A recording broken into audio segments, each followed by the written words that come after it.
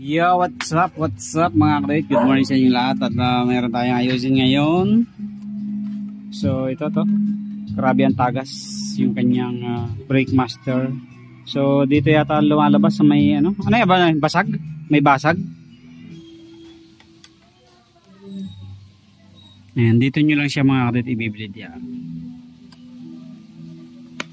Hindi nyo na kailangan sa baba mag-bleed.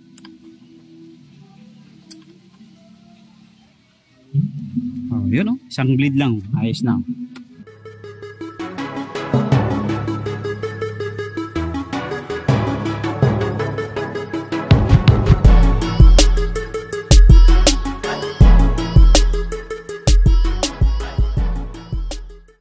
Yo, what's up mga kadayt? Good morning sa inyo lahat. At mayroon tayong ayusin ngayon. So ito to, grabe ang tagas yung kanyang brake master. So dito yata lumalabas sa may ano yan ba? Basag? May basag. So parang basag na yung brake master niya. So papalitan natin ng bago kasi ni-repair ko na yan last time. Pinalitan ko na ng repair kit, brake master kit. So ganun pa rin, nagtatagas pa rin. Nag-crack yata yung kanyang mismong dito.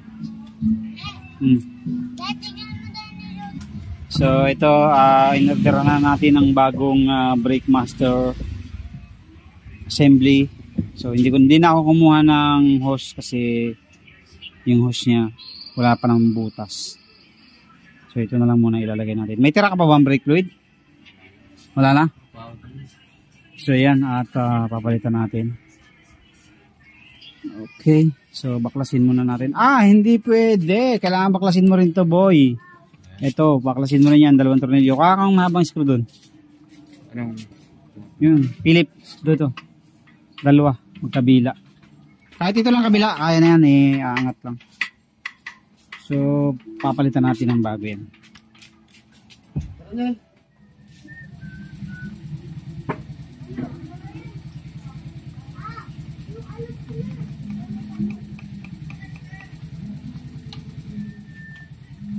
Pakama Janel.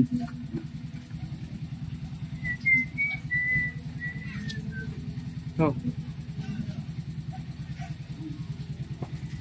panatan mo, baklasin mo na.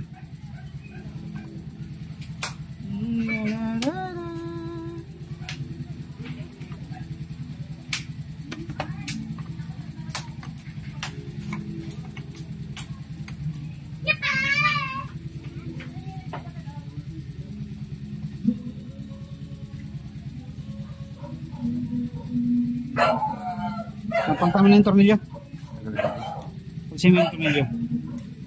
Nalisin mo na rin yan.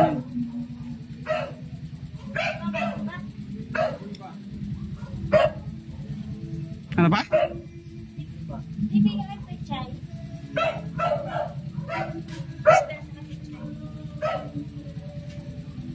Higpit ang mga dyan dito. Papunta dyan.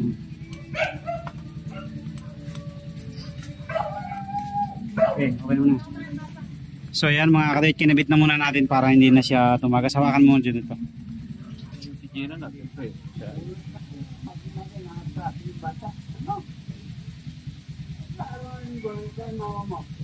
Saan nakuha dati nun? Batas. Buti walang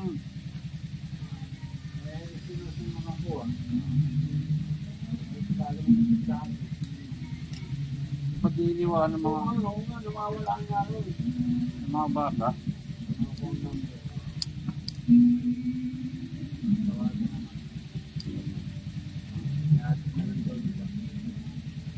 Hirap yun. Napalayo pa.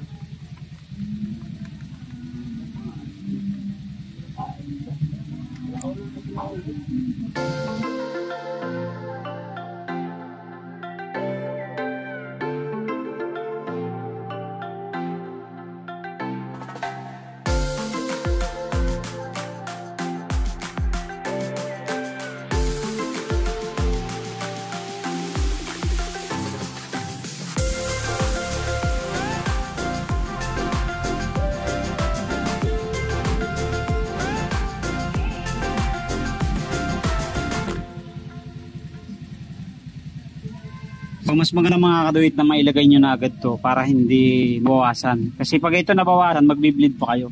So di baling walang laman to, basta ito puno pa. So once na nilagay nyo ito, dito nyo lang siya i-bleed, okay na yan. Hindi nyo na kailangang pababain pa hanggang sa caliper at doon kayo mag-bleed sa caliper.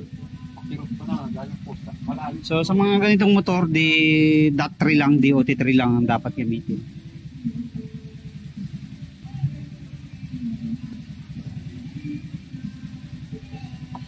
Tapos dito tayo mag-bleed.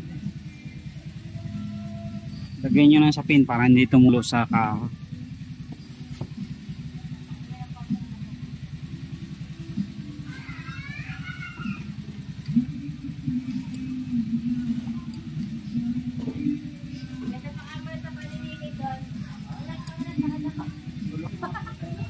Tulog. Pinatulog ng ano.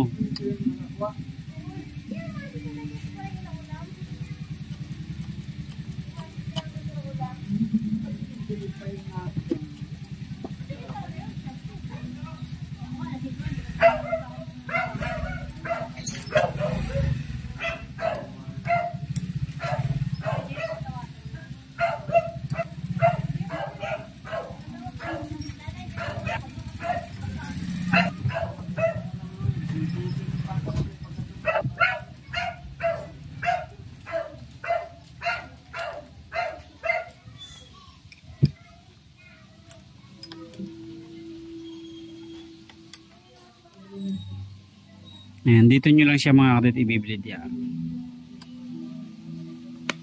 Hindi nyo na kailangan sa baba mag-bleed.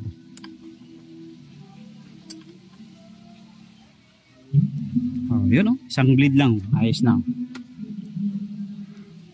Kailangan pag pindot nyo tumatalsik yung fluid. Yan o. Oh. Okay na yan. Tapos lagyan nyo na ng level dito mga 90% lang.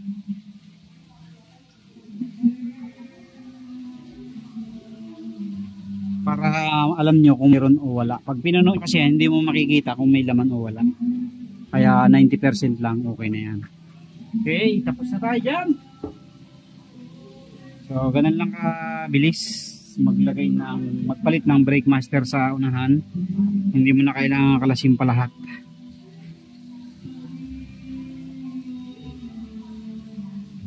Tapos ito ang kalimitan nagiging problema ng mga ibang motor eh. Ito, hinihigpitan nila ng todo to. Huwag nyo itong hihigpitan ng todo. Kasi yan, mahirap baklasin pag kinalawang. Kaya ito, ang higpit niya. Basta lumapat lang yung pinaka-o-ring, yung pinaka-goma niya. Okay na yan. Hindi naman yan tatagas kasi meron niyang goma. Ayan. Okay, so tapos na tayo yan. Okay na, ayos na yan. Hindi kailangan din sobrang higpit to kasi may goma din yan.